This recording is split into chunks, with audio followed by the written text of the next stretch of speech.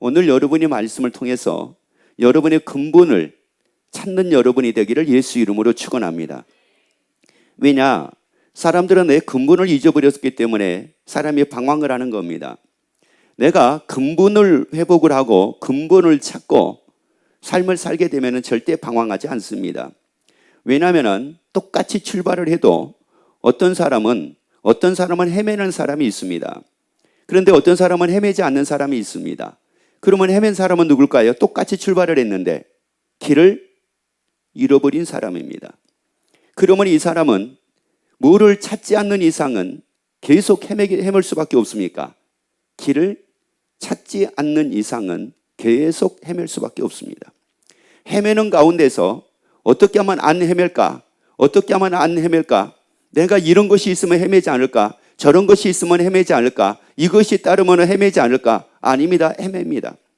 내가 그러면 어디서부터 잘못된 길을 갔는가? 어디서부터 내가 길을 잊어버렸는가? 그걸 내가 찾고 다시 잃어버렸던 그 길을 내가 찾고 거기서 출발을 하게 되면 그 사람은 헤매지 않습니다. 그래서 오늘 여러분이 여러분의 본 모습을 찾는 시간 되기를 예수 이름으로 축원합니다. 자, 그러면 이사야 44장 2절 한번 보도록 합시다. 자, 여러분이 여러분을 지금 보셔야 돼요. 나는 어떤 사람인가라고 하는 걸 여러분이 보셔야 됩니다. 너를 치으며 너를 모태에서 조성하고 너를 도와줄 여호와가 말하노라. 자, 여기서 지금 말씀을 한번 잘 보세요. 여기서 하나님께서 뭐라고 우리에게 말씀을 하게 되냐면은 나를 뭐 했다고 말씀을 해요? 나를 지으신 이가 계신대요. 그런데 어디에다가 지으신 이가 계신다고 말씀을 하느냐? 모태에다가 나를 지으신 이가 계신대요. 여러분이 다 모태를 통해서 태어난 걸 믿으시면 아멘. 아니, 여러분이 모태를 통해서 태어난 걸 믿으시면 아멘. 그런데 그 모태에다가 여러분을 지은 분이 계신대요. 그분이 누구냐? 하나님이시라고 말씀을 합니다. 그래서 하나님께서 말씀하기를 모태에 조성하시고 그 다음 뭐라고 말씀합니까? 너를 도와줄 여호와가 말하노라 이렇게 말씀을 합니다. 어떤 분들은 그렇게 얘기합니다. 하나님의 도움 받으라고 그러면은 아니 내가 왜 하나님의 도움 받아야 돼요? 그리고 왜 하나님이 나를 도와주신대요? 또 이런 사람이 있어요. 아니야, 하나님이 나를 무엇 때문에 하나님이 나를 도와주신대요? 나와 하나님과 무슨 관계가 있는데요? 이렇게 말을 하는 사람이 있습니다. 여러분, 나는 모릅니다. 나는 모르지만은 나를 지으신 분은 압니다. 나는 모릅니다. 그런데 나를 모태에 지으신 분은 아십니다. 여러분의 모태 속에서 여러분이 10개월 만에 세상에 태어났습니다. 그걸 여러분이 아십니까? 어머니와 아버지는 그걸 기억하지만 여러분은 기억 못합니다. 여러분은 모태에서 태어나서부터 여러분은 기억할지 모릅니다. 그런데 하나님은 나를 모태에 지으신 분이십니다. 나는 하나님이 나를 지으신 걸 나는 모릅니다. 그런데 하나님은 아십니다. 하나님이 지으셨기 때문에 아십니다. 그래서 하나님께서 내게 말씀하기를 나를 도와주시겠대요. 나를 지으셨기 때문에 나를 도와주시겠대요. 그러면 여러분 잘 보세요. 여러분을 지으신 분이 하나님이신데 그러면 여러분은 누구의 도움을 받고 여러분의 인생을 살려고 합니까? 여러분은 무엇의 도움을 받고 인생을 살려고 하나 이런 말이에요. 여러분을 지으신 이가 하나님이시기에 여러분이 하나님의 도움받고 삶을 사는 것은 길을 헤매지 않는 인생을 살게 됩니다.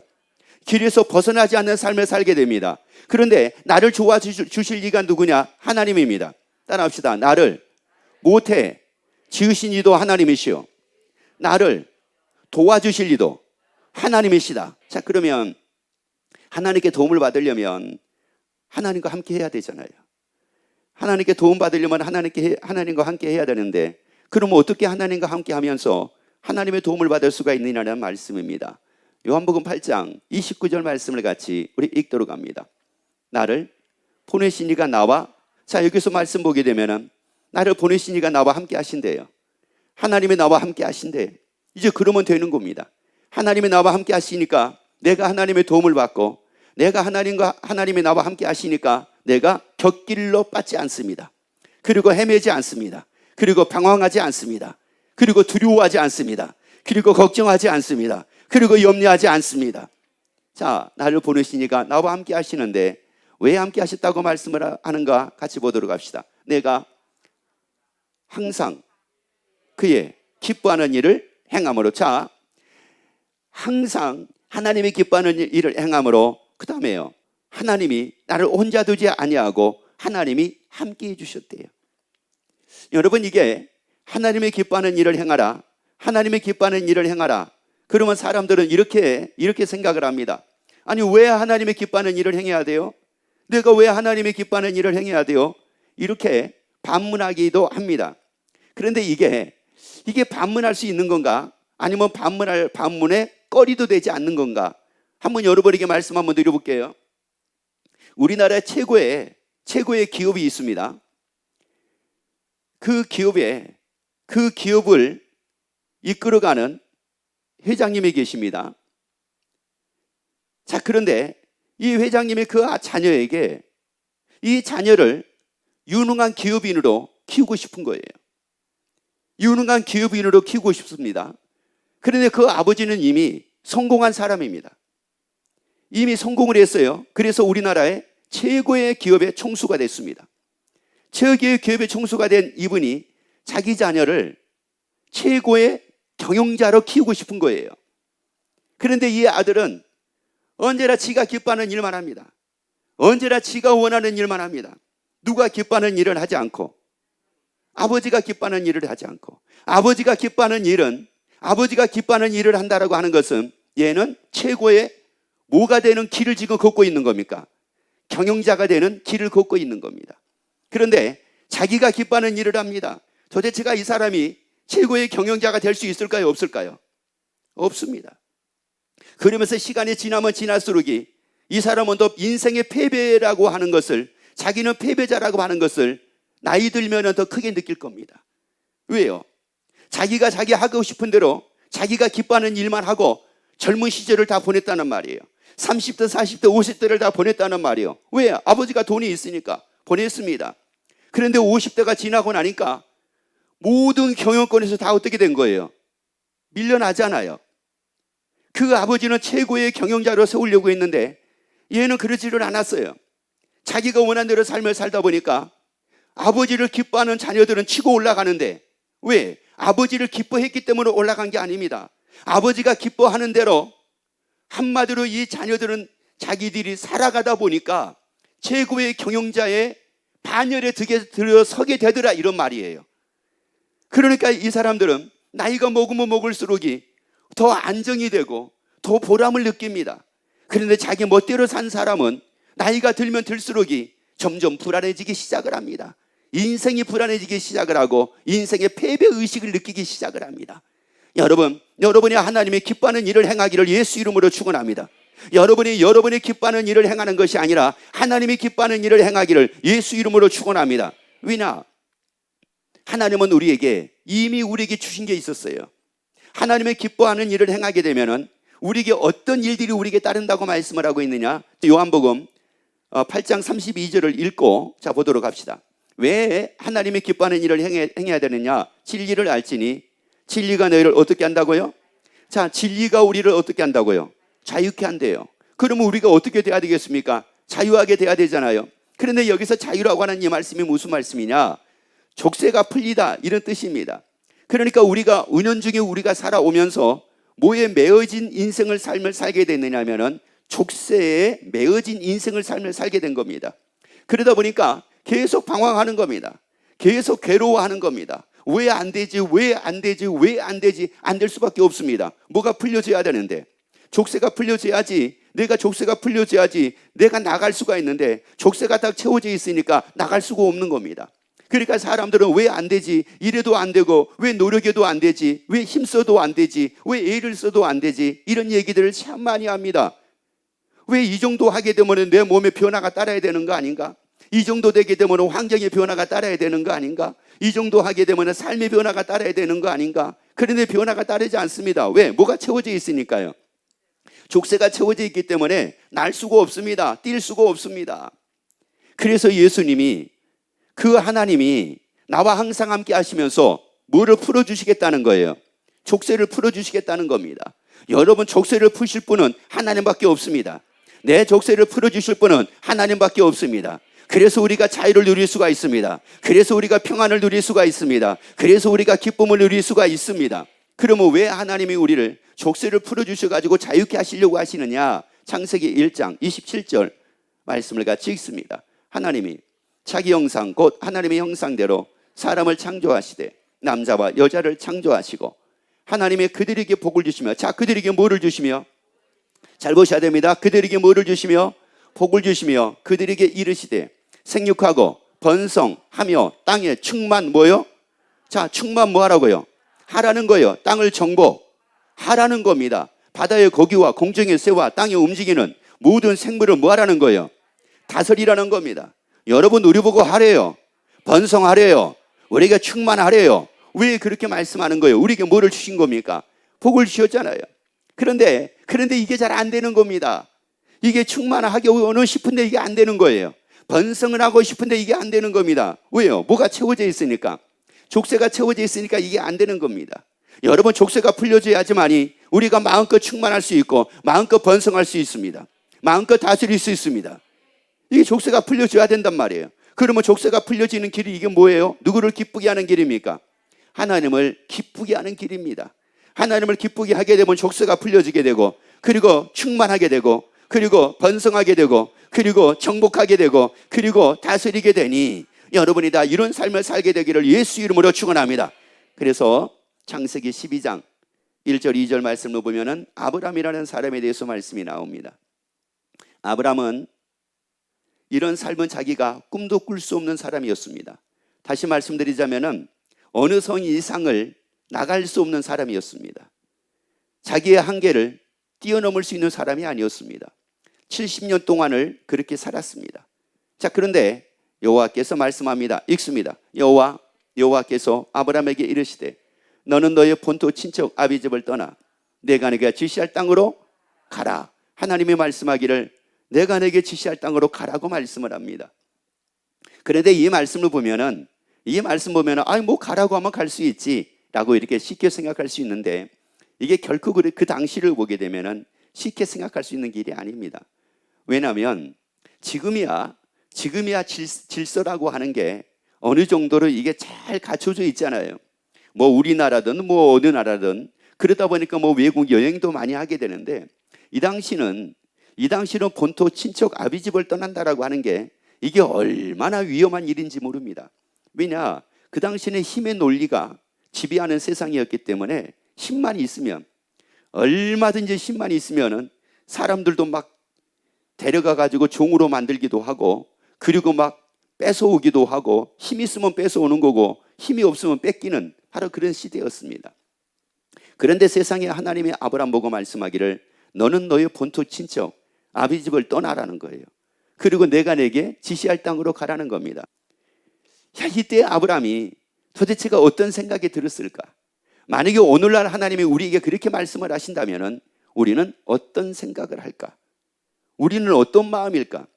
하다못해 하나님께서 야, 너 가지고 있는 모든 거 그거 다 남을 나눠줘. 너 하나도 갖지 말고 다 나눠줘. 만약에 그렇다고 하게 되면 나는 진짜 모든 것을 다 하나도 가진 것 없이 다 나눠줄 수가 있을까? 그러면서 이제 하나님께서 하셨던 말씀입니다. 2절 읽습니다. 내가 너로 큰 민족을 이루고 내가 내게 복을 주어 내 이름을 창대케 하리니 너는 복의 근원이 될지라. 아브라함은 큰 민족을 이루는 사람이 아니었습니다. 그래서 70년 동안 아브라함은 삶을 살았지만 전혀 이 말씀하고는 무관한 사람이었습니다. 복을 받아 이름이 창대하게 됐다? 이것도 아닙니다. 이 아브라함이라는 사람에게는 장래라고 하게 되면은 좋은 장래가 그에게 예비되어 있던 게 아닙니다. 왜 그러냐? 아브라함의 아버지 데라라고 하는 분이 있었는데 이분은 우상을 숭배하는 사람이었습니다. 근데 성경에는 뭐라고 말씀을 하느냐? 우상을 숭배를 하게 되면은 3, 4대 저주를 받는데요. 그러면 3, 4대 저주를 받는다고 하게 되면은 아버지가 우상을 숭배를 했으니 이제 아브라함에게는 딱 한 가지만 있는 겁니다. 뭐 받을 일만 있는 겁니까? 저주받을 일만 있는 겁니다. 이런 아브라함이었습니다. 저주받을 일만 있는 이 아브라함이었다고요. 그런데 이 아브라함이 결단을 합니다. 그리고 뭐를 하기 시작을 하느냐? 본토 친척 아비집을 떠납니다. 그게 누가 기뻐하는 일이었습니까? 그게 바로 하나님의 기뻐하는 일이었습니다. 그 말씀대로 사는 거, 이게 바로 하나님의 기뻐하는 일이었습니다. 그래서 이 아브라함이 본토 친척 아비집을 떠납니다. 그런데 하나님은 말씀하신 대로 아브라함을 큰 민족을 이루시고 아브라함에게 복을 주어 그 이름을 창대하게 만드십니다. 성경에 보면은 또 한날 같이 태어난 사람이 있었습니다. 그 사람이 누구냐? 에서와 야곱이라고 하는 사람입니다. 에서와 야곱을 보게 되면 사람들이 누구든지 에서와 야곱을 딱 보면 에서는 성공할 사람, 야곱은 성공 못할 사람. 에서는 지도력이 있는 사람, 야곱은 지도력이 없는 사람. 에서는 리더십이 있는 사람, 야곱은 리더십이 없는 사람. 언제나 부모님 입장에서도 밖에다 내놔도 걱정 안 할 수 있는 자녀는 누구냐? 에서요. 밖에 내놓으면 언제나 걱정을 할 수 있는 게 누구냐? 야곱이었습니다. 그런데 이 에서의 삶과 야곱의 삶이 완전하게 달라집니다. 이 에서라고 하는 사람은 태어날 때부터 장자권을 갖고 태어났습니다. 축복권을 받을 수 있는 자격을 갖고 태어났습니다. 그러니 이 에서라고 하는 사람이야 얼마나 모든 걸 태어날 때부터 가지고 태어났으니, 말 그대로 오늘날로 이 얘기를 하자면은 금수저로 태어났으니 이게 얼마나 장래가 흔히 보이겠느냐는 말이에요. 그렇다고 하면은 야곱이라는 사람은 전혀 그것이 아니었는데, 그런데 이 에서와 야곱의 삶 자체가 달라집니다. 어떻게 달라지는가 한번 볼까요? 히브리서 12장 16절을 한번 봅시다. 음행하는 자와 혹 한 그릇 식물을 위하여 장자의 명분을 판 에서와 같이 망령된 자가 있을까? 뭐하라? 자, 그러면 이 에서가 뭐 했다고 얘기를 합니까? 팥죽 한 그릇 때문에 자기의 뭐를 팔았대요? 장자의 명분을 팔았다고 말씀을 합니다. 이것을 두고 어떻게 된 자라고 말씀을 합니까? 망령된 자라고 말씀을 합니다. 이 망령된 자라고 하는 뜻은 어떤 뜻이 있느냐면 사악한 자라는 뜻이 있습니다. 아주 사악한 자래요, 그를 두고. 이게 무슨 말이냐? 이 에서는 하나님이 이미 자기에게 허락했던 이 장자의 명분이라고 하는 것을 한마디로 중요하게 여기지 않았다는 말이에요. 이거를 오늘날 다시 말씀을 드리자면은 누구를 기쁘게 하는, 누가 기뻐하는 일을 행하는 것을 소중하게 여기지 않았다는 말이에요. 하나님이 기뻐하는 일을 행하는 것을 이걸 귀중하게 여기지 않았다는 말이에요. 이걸 귀중하게 여기지 않고 무엇을 귀중하게 여겼다는 말이냐? 자기가 원하는 것, 자기가 기뻐하는 것, 이것을 귀중하게 여겼다는 말이에요. 왜냐하면 그럴 수밖에 없었습니다. 에서가 지금 들에 갔다 집에 들어오는데 와서 보니까 먹을 게 없는 거예요. 근데 그때 마치 야곱이 팥죽을 이렇게 만들고 있는 겁니다. 그래서 팥죽을 달라고 그러니까 야곱이 하는 말이, 아니 그러면 뭐 거래를 해야지 어떻게 팥죽을 그냥 공짜로 줘?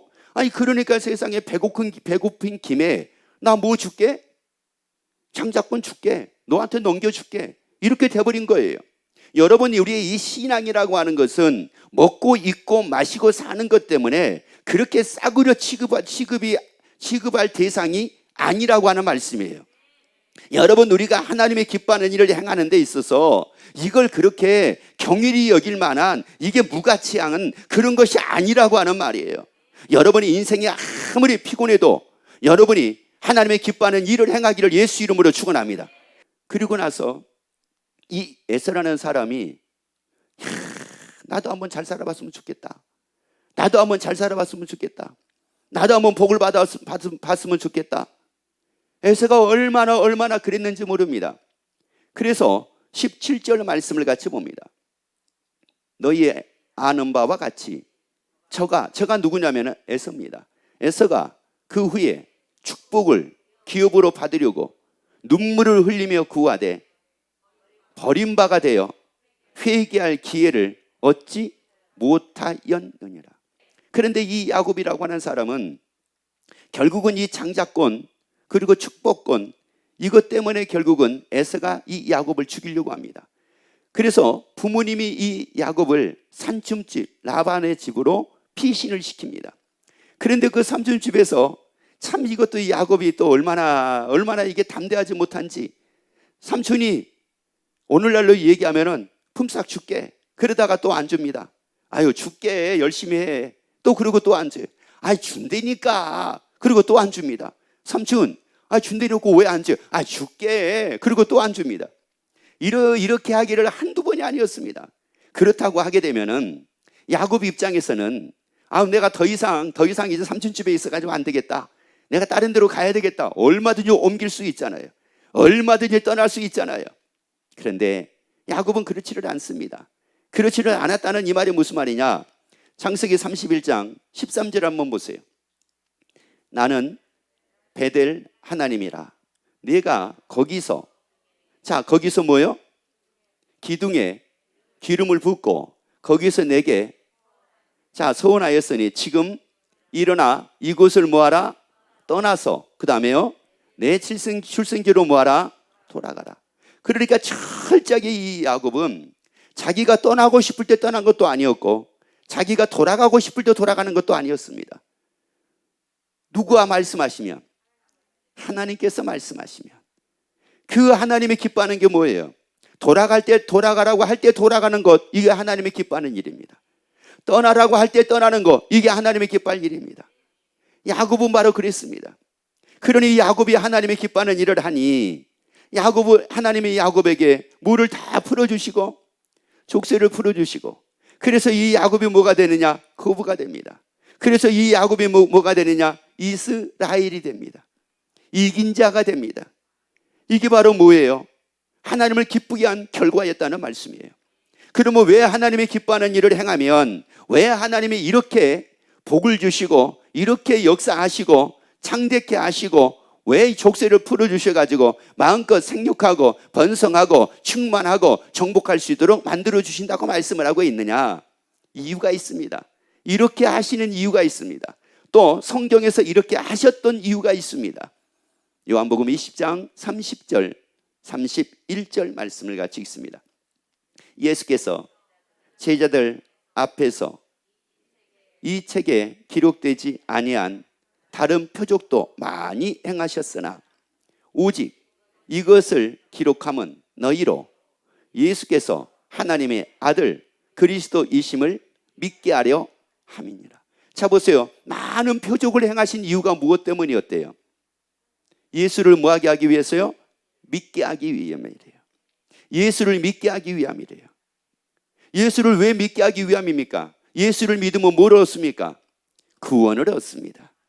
예수를 믿으면 구원을 얻는다고요. 그래서 이 땅에서 마음껏 생육하고 마음껏 번성하고 마음껏 충만하게 살다가 뭐 얻으라는 겁니까? 구원을 얻어 어디 가라는 거예요? 하나님의 나라 가라는 겁니다. 하나님의 나라에 대해서 요한계시록 21장에서 말씀하잖아요. 눈물이 없는 하나님의 나라라고 말씀을 하잖아요. 애통이 없는 하나님의 나라라고 말씀을 하잖아요. 곡함이 없는 하나님의 나라라고 말씀을 하잖아요. 아니, 질병이 없는 하나님의 나라라고 말씀을 하잖아요. 사망이 없는 하나님의 나라라고 말씀을 하잖아요. 그래서 많은 성경의 기적의 의미는 다 뭐냐? 예수 믿으라는 겁니다. 예수를 믿으라는 거예요. 그러니 하나님의 나라 딱 가게 되니까 마태복음 7장 21절 말씀 봅니다. 나더러 주여 주여 하는 자마다 천국에 다 들어갈 것이 아니요 다만 하늘에 계신 내 아버지 뭐 들어요? 누구 뜻대로 행하는 자가 들어간대요. 아버지 뜻대로 행하는 자가 들어간대요. 그러니 보세요. 누구 뜻대로 살겠습니까? 아버지 뜻대로 살죠. 누가 기뻐하는 일을 행하고 살겠습니까? 아버지가 기뻐하는 일을 행하고 삶을 사는 겁니다. 그러다 보니까 그 사람은 곁길로 가지 않더라는 말이에요. 그 사람은 나를 위해 처소를 예비하시는 그 하나님의 나라에 가게 되더라, 이런 말씀입니다. 여러분, 그래서 여러분의 뜻이 아니라 하나님의 뜻대로 사는 이 기쁨이 여러분에게 넘치기를 예수 이름으로 축원합니다. 하나님의 뜻대로 사는 이 감사가 넘치기를 예수 이름으로 축원합니다. 그래서 여러분의 족쇄가 다 풀려져 가지고 마음껏 생육하고 마음껏 번성하고 마음껏 충만하고 마음껏 정복하고 마음껏 다스리고 아브람과 같이 큰 민족을 이루고 복을 받아 이름이 창대하게 되고 야곱같이 이기는 자가 되고 야곱같이 거부가 되고, 그래서 인생을 멋지게 살다가 여러분 다 구원 얻어 하나님의 나라 가는 여러분이 되기를 예수 이름으로 축원합니다.